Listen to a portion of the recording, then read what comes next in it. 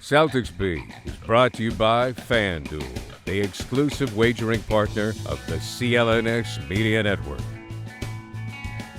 What's up, everyone? Welcome in. It's an off-season edition to Celtics Beat. That's what these are going to be for a little while here because, unfortunately, it's off-season for everybody, so unfortunately it just stinks that there's no basketball. I guess this would be our first show since the end of the NBA Finals, so it is truly an off-season show, but it's going to be this way for a little while now, but at least we have Summer League and things like that around the corner to get kind of hyped up about. I don't know how much we'll touch on that during this particular show, but there's a lot going on for people that have not been paying much attention, so we'll bring you up to speed and look ahead and forecast what's up for the Boston Celtics. I'm Adam Kaufman and Valenti. We're always here, but Gary Washburn is here with us. Of course, you know him from the Boston Globe. You know him from his many media appearances and many stops on this show. And of course, as part of the CLNS family, the A-List podcast with Kwani and Sherrod as well. Gary, how are you? I'm good. How you guys doing? Good. You getting amped up for Father's Day? Yeah. Yeah, I suppose. Yeah. I was going to say, Gary, you're on everybody's podcast at this point. I hope you're getting a paycheck from Gelso and Giannis and everybody at this point. Yeah. It seems like you're on everybody's at this point. You're in demand, Gary. You can't help it. Yeah, I suppose. Yeah, that's cool. It's always good to be in demand. Listen, we get excited. We love to have you. We do. Yeah. We do. Trust me. It's an honor and a privilege, Gary, to have you on the show. Trust me. No, I don't think I'm probably at the top of your list. You guys got a lot of pretty star-studded guests, so here's what it is, and I hope you've picked up on this pattern. So we have I would say we don't go in a specific order or anything like that, but a general rotation of however many people it is that we love to have on. And obviously you are a part of that group, and deliberately I try not to bug any guest more than once every couple months, because I don't want you to get tired of coming on with us. And because this is a time commitment we ask from you, especially. I mean, we're, for anyone that doesn't know, that's obviously no one's listening in real time as we record this. It's a Saturday night. You probably have better things to do, but you're taking some time out of your schedule for us, and we greatly appreciate that. No problem. It's Saturday. It's storming. Not it's not an action-packed night for me. So it's fair. No Yankee Sox. Neither of us either. So it's a shocker here. No Yankees and Sox. So I was going to. Right now, you got the Revs. You could be watching the Revolution. Are they playing on the road or something? They're in Foxborough. Wow, and they're just playing through this mess. Yeah, my kids are in the other room watching. Impressive. Okay, I did not know that. It's a sparse crowd. I could imagine that Gillette isn't full with 75,000 for a mid-season MLS game in the rain. Yeah, a downpour. So where I want to begin, it's we'll get to the Celtics and the NBA and all of that stuff, but just sort of a bigger picture thing. And I asked this not as an organizational question, because that's a very easy answer. As a fan, which I don't presume you to be. We've talked about that, actually, the teams that you genuinely root for versus those obviously that you cover, but a fan's mentality, if you will, with this question. So we had Denver win the NBA title in a rout, as I expected. We had the Vegas Golden Knights, Bruce Cassidy's Vegas Golden Knights, win the title, the Stanley Cup, in a rout. And the two, Cinderella seasons, the 8 seeds from South Florida, the Panthers who knocked out the Bruins in round 1, and of course the Heat who knocked out the Celtics in the conference finals, they both go down. You go from a potential double parade that many of us around here joked about for months and never came close to, versus that area that very realistically could have had it and fell short and had, not only didn't have 2 parades, had 0 parades. As a fan, which is sort of less painful? Is it kind of not better, because you never want to see your team lose, but is it easier to have seen the Bruins go down in round 1, albeit blown a 3-1 lead after an historic season? Celtics fall short of the NBA Finals, sucked. They forced a Game 7, didn't get there though. And as opposed to if they'd both made the final round and lost, both of them. As hard as it was seeing them go down, Gary, both of them, I can't fathom what kind of state people around here would be in, myself included, if both those teams, Cup final, NBA Finals, and both fell short. Well, if you're comparing it to like Florida or Miami area, like I think they don't even care. Well, no, I mean, yeah, but also they were both like lower seeds, both had to climb into the playoffs. They both were not favored. So I think there's a sense of like accomplishment there with the Heat and the Panthers that wouldn't have been with the Bruins and the Celtics because making it there just wasn't good enough. So I think it's a little different. I do think that, I don't think the Heat I don't think Heat faithful were like, yeah, we got this series against Denver. I think they knew eventually that they were going to level off and their luck was going to run out and their good fortune and some of the things that they did so well against the Celtics were just not going to continue against the Nuggets. And I'm not sure like how the Panthers felt about their series with the Golden Knights. I mean, Vegas looked like the better team throughout the series. Florida won on a kind of a last, how they beat the Bruins, a last minute goal when they pulled their goalie and then they won in overtime and then Chuck got hurt. So they were just not any good after that. But I think if the Celtics and the Bruins are both lost in the cup in the finals, yeah, there'd be a collective like depression. I mean, even like, I don't know how successful that Patriots fans consider seasons when they lost to the Eagles in the Super Bowl or the Giants, especially the undefeated season. The 2 losses to the Giants. I don't know how people I don't know how Patriots fans view those seasons. Is it a success because you made the Super Bowl? Are you still lamenting losing to Nick Foles and some of the bad play calling, and I think, Tom Brady's wasn't as sharp, like all the things that went on in the Super Bowl. I think we tend as fans to break down and to harp on the negative, regardless of the teams we root for. And we break down the little things and we don't appreciate the journey. I think in Florida, they probably are more appreciating the journey. Like, like they're doing a damn documentary on the 03-04 Nets or 02-03 Nets. I'm sorry, because they went to back-to-back finals and they got smashed both times by the Spurs and the Lakers, but it was still like the unheralded team that makes the finals, kind of overcomes adversity and brings the first, NBA finals to New Jersey and all that. So, sometimes those guys get documentaries. So maybe the Panthers or the Heat will get some kind of 30 for 30 on this, just the journey. Will.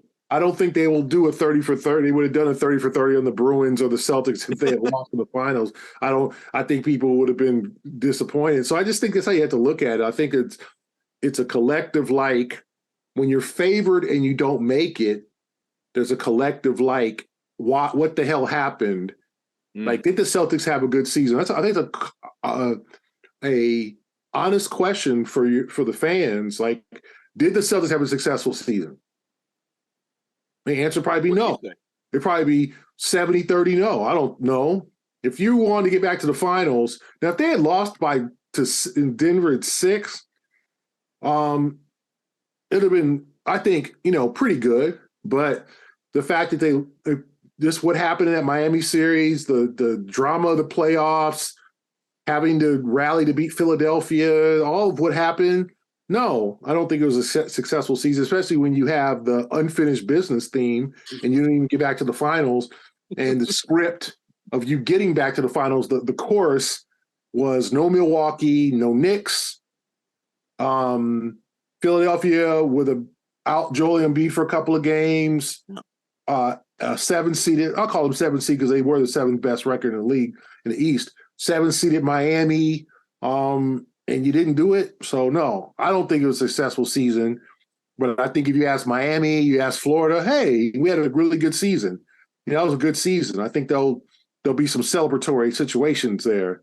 But for the Bruins, especially, you blow a 3-1 lead, you lose. Then they lose. They lost Game 5 in overtime. Or whatever. They lost Game 5 straight up, and they lost Game 7 in overtime, right? Yeah. 7 in overtime, yeah. Yeah. I mean, that's brutal. That's brutal. Blow a 3-1 lead, a team that they were obviously seemingly better than, and then when I saw people were like, well, I didn't like the way this series was going from the beginning, but they were up 3-1. I don't know all the hockey specifics of like who should have been on the first line, the second line, all that stuff. I'm still looking for Tuukka Rask. I'm like, oh, he's not on the Bruins anymore. Just gonna blame Tuukka, like your colleague. Where's Tim Thomas? Paul always says it's Tuukka's fault. Yeah, I thought Tim Thomas still there. No, I'm being funny, but so with the Celtics, and obviously, like you mentioned, the unfinished business theme, and you got to find a way to creatively get the 18 in there, like they did. So maybe next year it's like still unfinished or something like that. No, we can't go back anymore. That's it. You get to run that one time. Yeah. But so I mean, a Celtics adjacent question, if you will. This is very related to the Celtics. You covered the NBA Finals. Were you at every single game? Yes.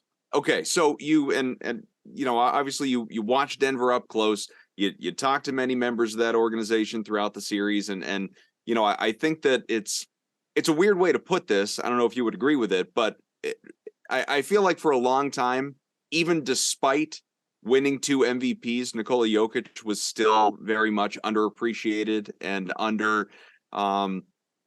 just not really ever given his due for what a dominant player he is, even despite winning 2 MVPs. Like I think around the league for sure, but by fans, like they had to see this. They had to see it on a national stage. They had to see it in prime time. It had to be the only game on, for people to truly experience this. And as I've said before, the guy just he's at this point in his career. He's in these prime years now where he's so dominant, he's so good, he's so unique. He doesn't have a bad game ever. He may not have a triple-double. He may have a bad game, quote unquote, and still have a triple-double. He just impacts the game in so many positive ways, to where the thing that was missing, we've talked about this on this show a number of times, the thing that was missing during previous runs, while he was still incredible, was he didn't have a healthy cast of teammates around him. Murray goes down, or all the injuries they suffered last year, obviously. This is the first time they truly had a healthy group all the way through, and they did what they did. And I guess I wonder, and knowing full well that changes, however significant, are going to be made surrounding the Celtics this year, you watch what Denver did in the NBA Finals, Gary, and in my head, and Evan and I, we've texted a ton about this, is who over the next couple of years is beating this team? If they're healthy, who is going to beat the Nuggets? Well, I mean, I didn't view them as unbeatable in the finals. I just thought that they were deep. They played cohesive, smart basketball. I thought the Celtics would have given them a better challenge than the Heat did. Agreed. I don't know if they would have won the series. Denver learned a lot from the Celtics Heat series. Like, they did their scouting, and that was apparent. Like, they chased Miami shooters off the three-point line. They made a definitive decision that we're going to let Bam Adebayo feast. Okay, like if he goes 25-13, that's fine, but we're cutting off everybody else. And with Jimmy Butler, the scouting report was like, don't go for his pump fakes. And they didn't, right? They didn't send him to the line 12 times. They didn't fall for all that, the shenanigans. And I'm not saying in a negative way, but just the Jimmy experience that the Celtics just fell for, and they also defended better. I don't look at Denver and thinking to them, like, wow, this is a dynasty in the making. Like, not necessarily. Now, I love Jokic. I think he got a lot of respect. Understandably, he should have, for his performance, and people. It was a pleasure to watch him for 5 games, just kind of in person, and see the mastery of his game and how he makes everything look so easy. But I didn't look at that roster and be like, wow, they're just stacked with just talent. Like, Jamal Murray's a good player. KCP is inconsistent. Michael Porter Jr. had a terrible series. Aaron Gordon does what Aaron Gordon does now. Bruce Brown, very good player off the bench. But I didn't look at them and be like, wow, like, man, the Celtics wouldn't have had a chance with these guys. We're not talking about like the 01 Lakers or, like the 86 Celtics here. We're not doing like I didn't feel that way about them. Like, no, I mean, this is, and I think they're going to struggle. I think they're going to, they're going to have a tough time getting out of the West next year.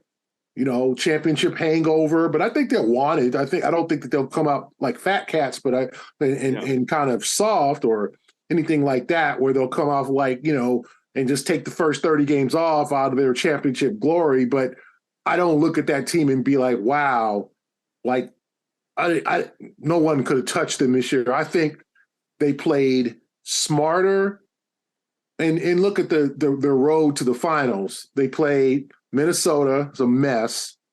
They played Phoenix without Chris Paul, and they played the 7-seeded Lakers. Memphis had its issues, didn't make it through. Sacramento lost to Golden State.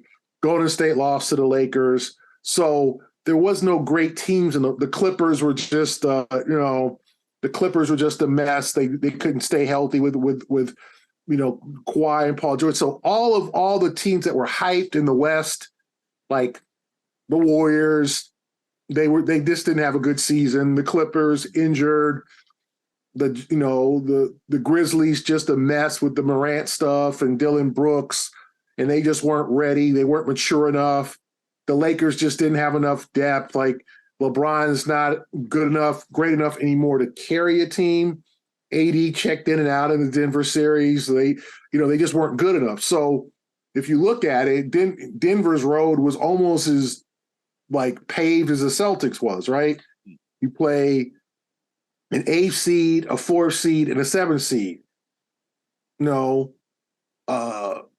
3, 5 are all out. So I think that Denver will be a definite contender next year, but I don't think the West is like, wow, we can't beat these guys. Like, I don't think this is like the 15 Warriors we're starting to see here. I don't see that, but I see a team that's going to be definitely another contender next year. One of the favorites, I thought they were a good club, but people were saying like they just were entertained by the finals because Denver is a good team, not a great team. But there were no great teams in the league this year. They just weren't. Yeah, I think that and this part, I was starting to say this before, this part isn't revisionist history, because when we were doing our finals preview, I said to Ev, I said on this show that, I did, like you're saying, I thought the Celtics would put up more of a fight, but I did think going into that series, in the hypothetical matchup, Denver would have won. I think Denver would have come out on top. And maybe, maybe I'm overstating my sort of respect for what we just saw, but I think that is in large part just because I have such an enormous admiration for Jokic. I just think that this guy, like when he has 4 assists, but it's like, he wasn't passing the balls effectively as he normally does. Yeah, but he had 41 points. The guy just, it's not like he's not passing the ball around. Like he's it's not hitting the shots. Like he's just, I just think Ev, he's the so Celtics matchup, hypothetically, you'd have to look at like the Celtics probably were not prepared for the Nuggets. Like, and what I mean by that is that they would have had the first 2 games at home. Yeah. Like, I think any of us would bet our house that Denver would have won one of those games. Mm-hmm. Like they just would have, they would have literally come into game 1 and probably just completely beat an unprepared Celtics team 100%. coming off a game 7 win over Miami. Yep. Because game 7 was on a Monday, game 1 would have been on a Thursday. They probably have taken Tuesday off, 1 day of practice, which is the media day practice, which is not a hard practice. It's just, and then all of a sudden they're sprung in to playing Denver with 10 days. The Nuggets had 10 days off, and we're scouting Boston, and probably we're preparing to play Boston entering that game 7. So it would have been, I would have been stunned if Denver didn't at least win 1 in Boston, and then now you're talking about the Celtics got to sneak 1 in Denver, and then now I'm not saying they would have gotten spanked, but like I don't know if the Celtics were prepared or mature enough to deal with Denver coming off that series. Now, if they had taken care of Miami in 5 or 6, different story. But winning an emotional, quote unquote, hypothetically, game 7, the city is on fire, coming back from an 0-3 deficit and all that. And then here you go with a well-prepared, well-coached team. And, you know, I don't know. I didn't have a lot of faith that the Celtics would have done what they were supposed to do, because they didn't do it all the whole playoffs. They lost at home to Atlanta. They lost at home twice to Philadelphia. They lost in Boston 3 times to Miami. I mean, that's just brutal. It's unacceptable. So you mean to tell me they're going to beat Denver 2 to 3 times in Boston? No. So they're going to win twice in Denver? Probably, maybe, because they're a better road team. So, Denver's an excellent home. They were awesome at home this year. Yeah, I just don't think the playoffs at home this year. Yeah, they lost once, the Miami game, where they had a bad fourth quarter. But I tend to think that the Celtics weren't prepared enough, this team mentally, to hang with the Nuggets for a 7-game series. I just don't think that they were prepared.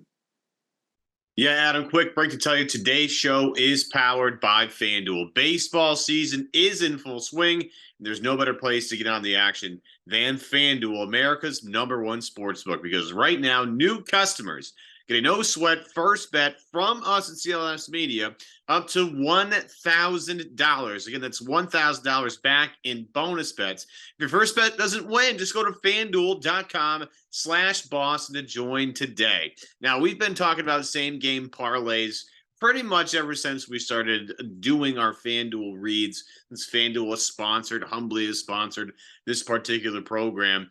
And I got to tell you, baseball, look, when you follow basketball as closely as I do, something's got to take a little bit of a back seat. Baseball is the one.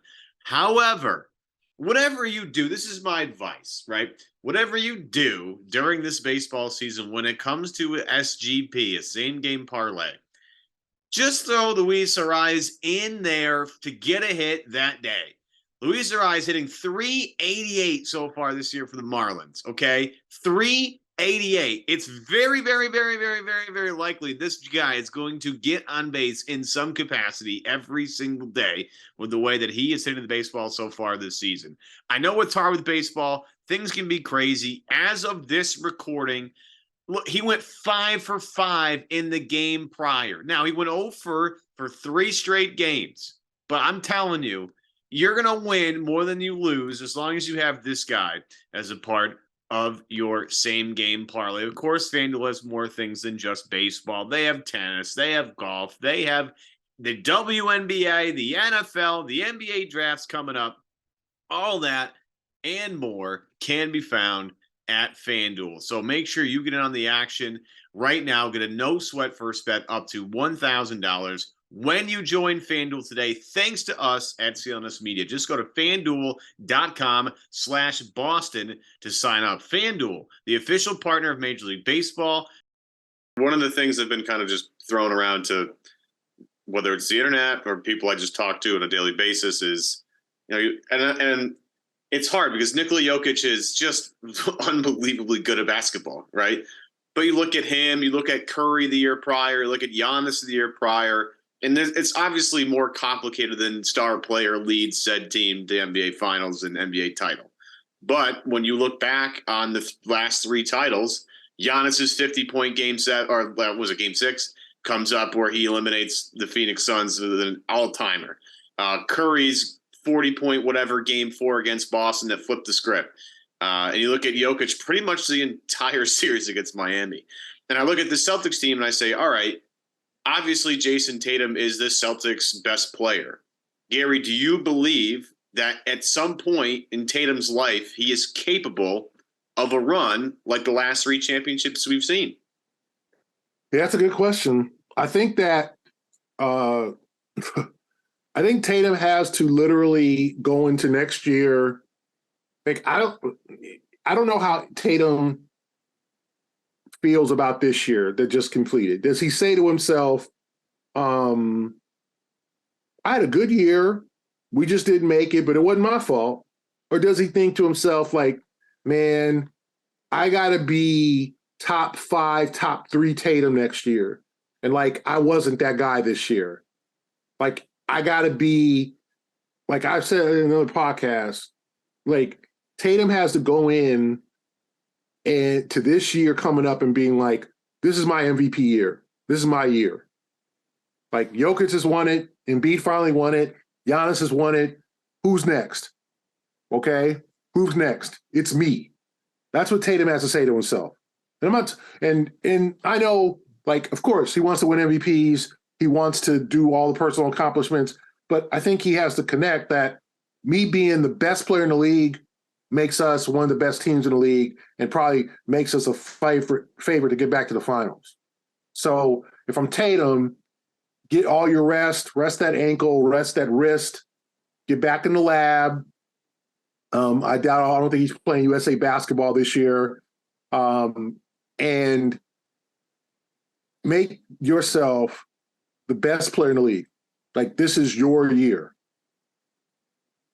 That's what I think his attitude should be. Like, no more excuses. I'm not young anymore. I'll be 26 next year. Mm-hmm.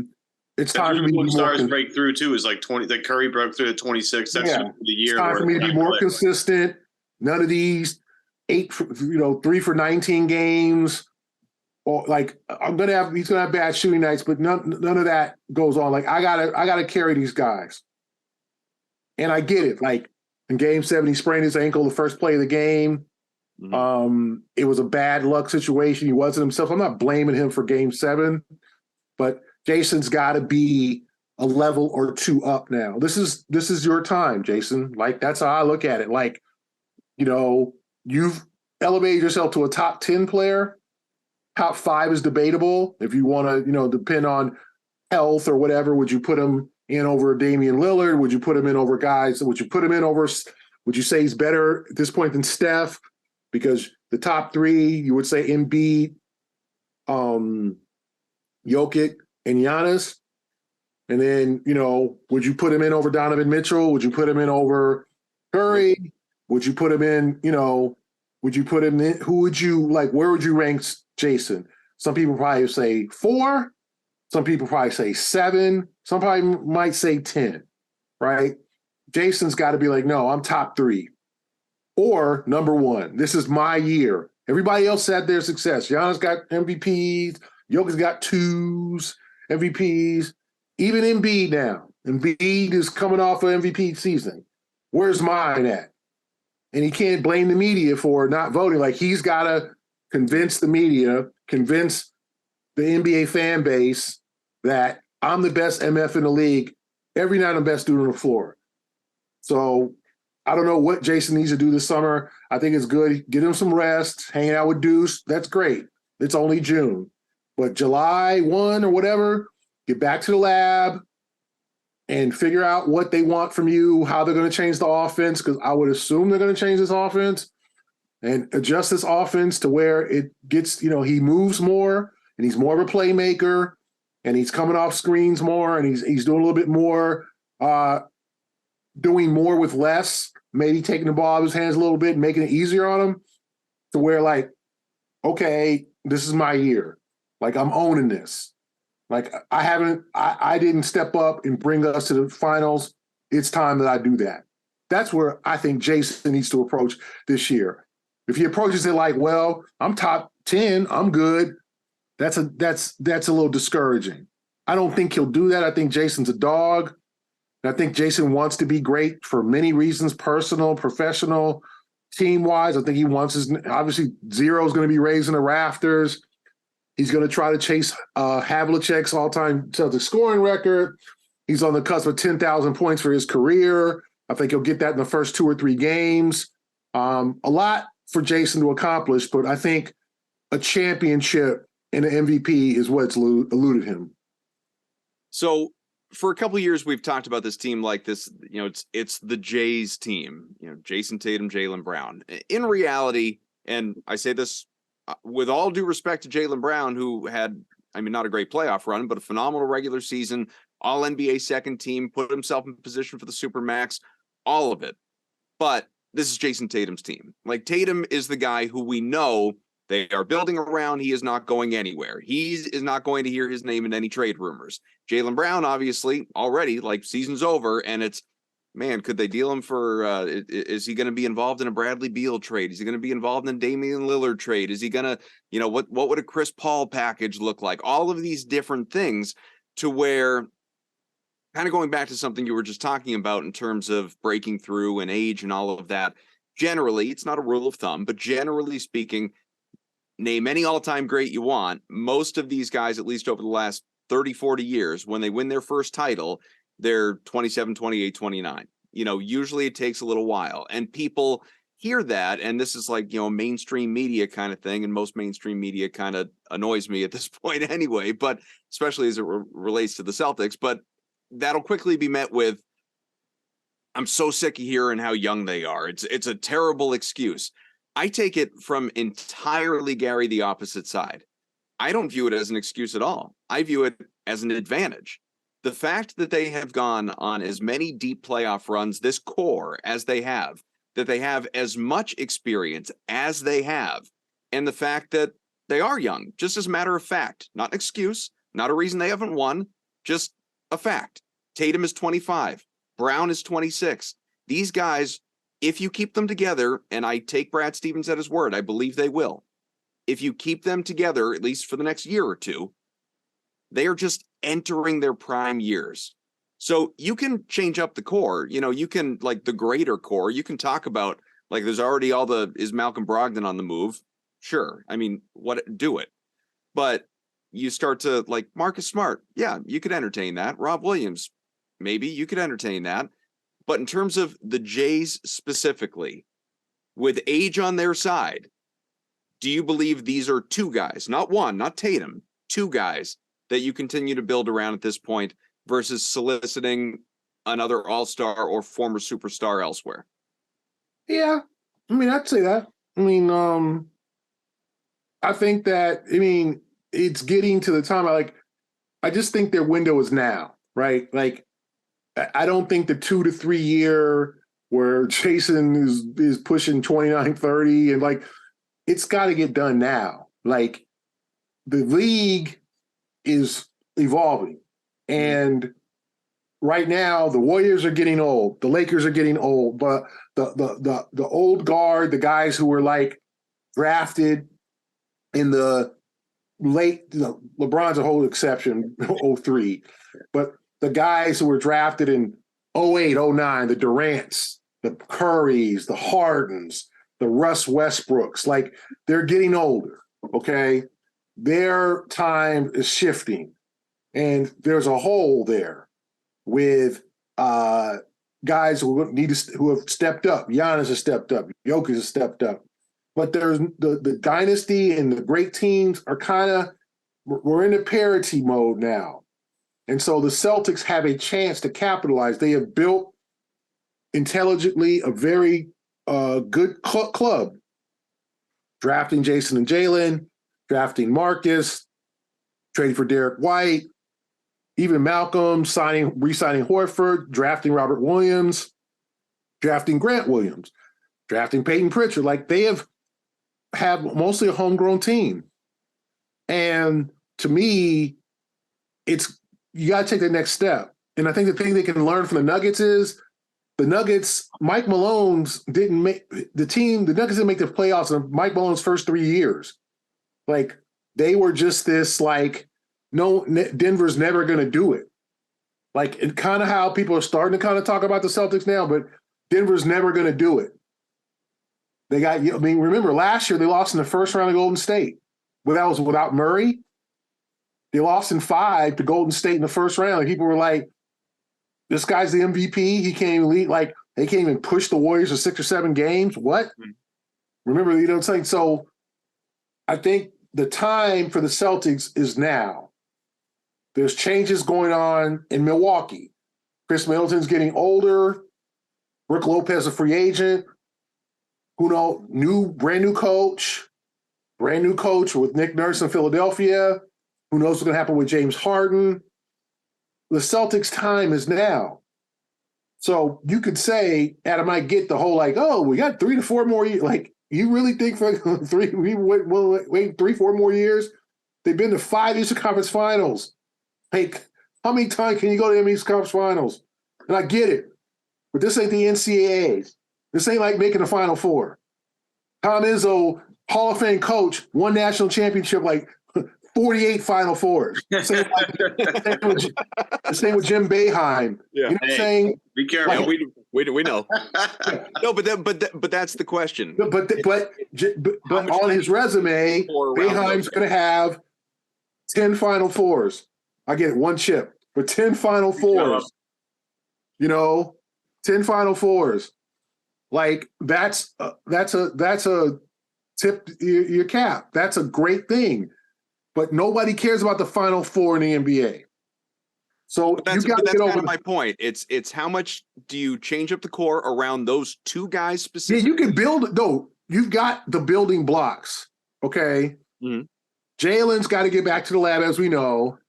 Jalen's got to improve his handle, as we know. Jalen's got to get his game up. But I think it's a definite situation now where there's a 1 and 1A, or 1A, 1B, however you want to refer to Jason and Jalen. Mm-hmm. Okay, it's Jason's team, as you said. He's going to get unquestionably $318 million next year. Okay, but what you have to do is you can't let these moments like this year slip away. This can't happen again. Like, this cannot happen anymore. You cannot lose to a 7th or 8th seed. You can't fall behind 0-3. You can't give up in game 3. You can't have no freaking idea what defense you're playing or how to handle a zone. You can't have your 6'11 big man, 6'10 big man pass up 6-footers and not even look at the basket. You need someone who's going to take one dribble, one step, and dunk on somebody. Like, you got to make those reinforcements.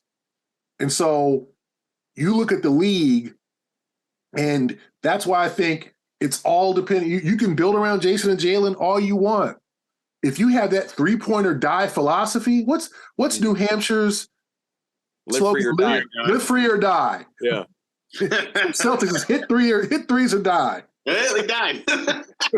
If you haven't put that in an article yet, it's time. So Celtics should be playing in New Hampshire. Yeah, we should play a couple of games in Nashua or something. Yeah, play some preseason in Manchester. Exactly. They've done that in the past. Hit threes or die. So, like, if you get away from that philosophy, which you need to, because Denver shot 33% from the threes in the series against Miami. 33%. Like, they were bad. And they still won 3 of the 4 games by double digits. Yeah. Like, right? I mean, they didn't need a 3. So it's all about building around Jason and Jalen, but it's also a offense that's conducive to their strengths. Someone who can hit a point guard who can hit a mid-range jumper off the pick and roll. Like, so on that note, we just in the interest of time, we could do the whole, dissect Damian Lillard's IG live or talk about Chris Paul. Will he go back to Phoenix, or is he going to, Bradley Beal, who were the finalists? And there was a report out earlier today. Boston wasn't mentioned. Just cutting to the chase of it all, Gary. Is Boston bringing in another, and like any big name this offseason, or are we cleaning up around the perimeters, if you will? Well, they're not trading Jalen. Okay.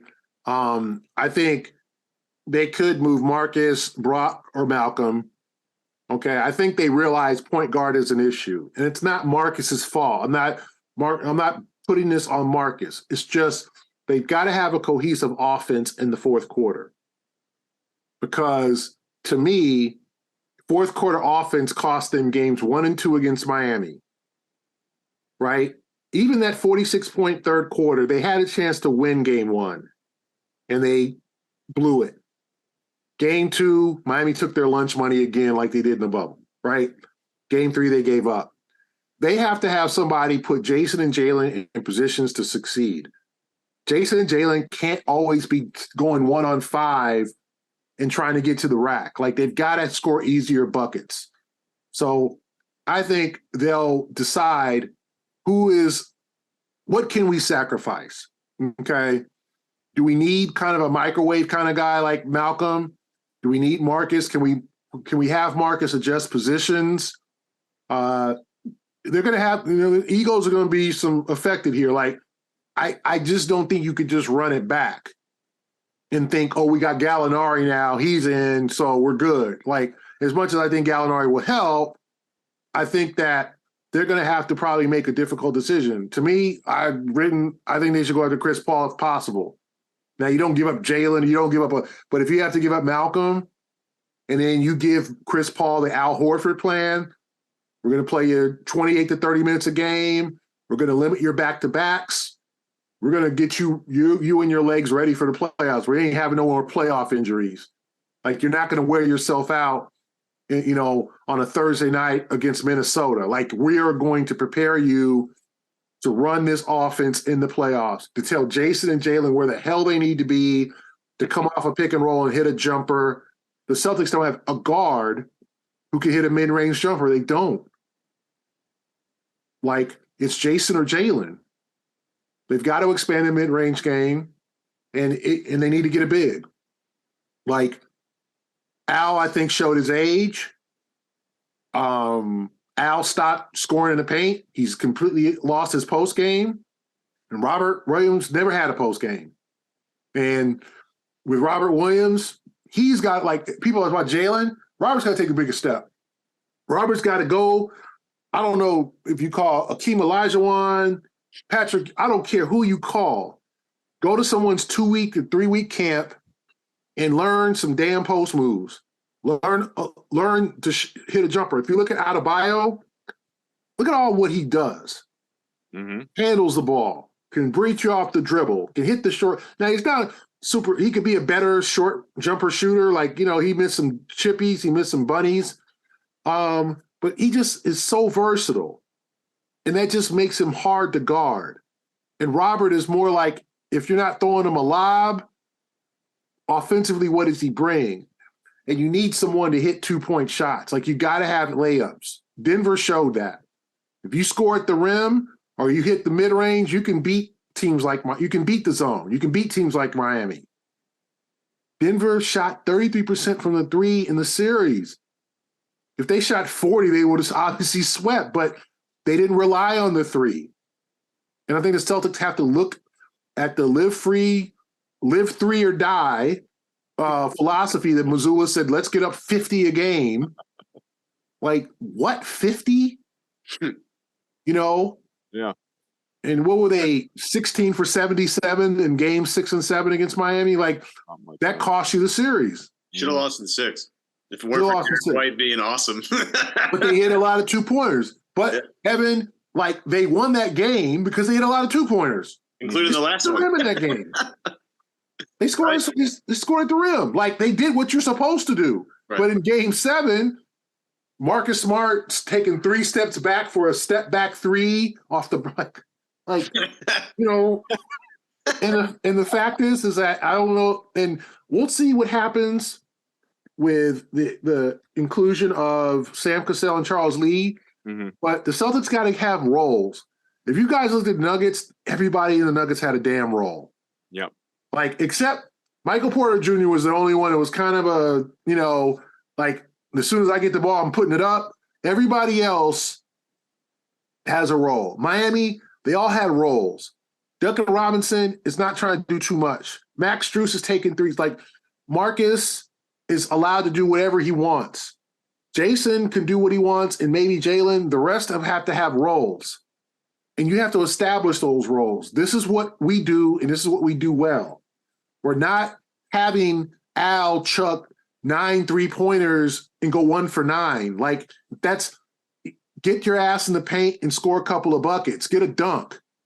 You know what I'm saying? Like, I just think that they've become so reliant on the 3 that, like, everybody's a 3-point shooter, and everybody isn't. And that's the problem. When you're off, you're off. And what it's supposed to stay in the huddle during the series, like, if they're not shooting 3-pointers, isn't that what he said? When he's mic'd up? Yeah. Mm-hmm. Like, he just, like, basically the Celtics, if they ain't shooting threes, then they're basically, Yeah, he basically said just limit their 3-point shots. They won't win the game. And it was like 1 or 2. He said that. It was really, really early in the series. Early in the series. So they need to change the philosophy. And Jason and Jalen need a better coaching in terms of putting them in positions to succeed. Like Jalen can't be, unless he improves his handle, dependent on the dribble drive through 5 guys to the basket. That's not his game yet. Maybe it will be, but they got to put him in the post. Run some pick and rolls with Jason and Jalen. Have them throw assists to each other. You know, they have someone on the floor, and I appreciate Marcus's playmaking. But there's Marcus playmaker, and there's Marcus, I need to score. And I don't know I think Marcus's not the negative plays, the bad shots, the bad turnovers, the trick passes are starting to even out with the good stuff. This year, I think it did. Last year, I think he had a tremendous season. Yeah. This year, some of those things, the foul against Trae Young late in Game 5, like some of those things, it's just like, painful. Yeah, it's painful to watch when it's really bad. Yeah, it's like I think those things are evening out. And either you do 2 things. You tell him you can move him, or you can say, Marcus, this is what you do. Sam Cassell might be good for Marcus. Yes, this is what you do. Yeah. No more trick passes. This is not the Harlem Globetrotters. We get it. It wows the crowd, but man, it's such a risky play. No high-risk plays. No more hero ball. So I think you can build around Jason and Jalen. I think the Celtics have to have a mental change, take every game seriously. No more losing at Washington to their backups, Denny Avdija and Corey Kispert. Like none of that BS. Show up to play every night, and you're not going to win every night, but show up to play every night. There's going to be some clunkers, but losing by 33 at Oklahoma City without Shai Gilgeous, no. Because you guys are like, I said this before, they won 57 games.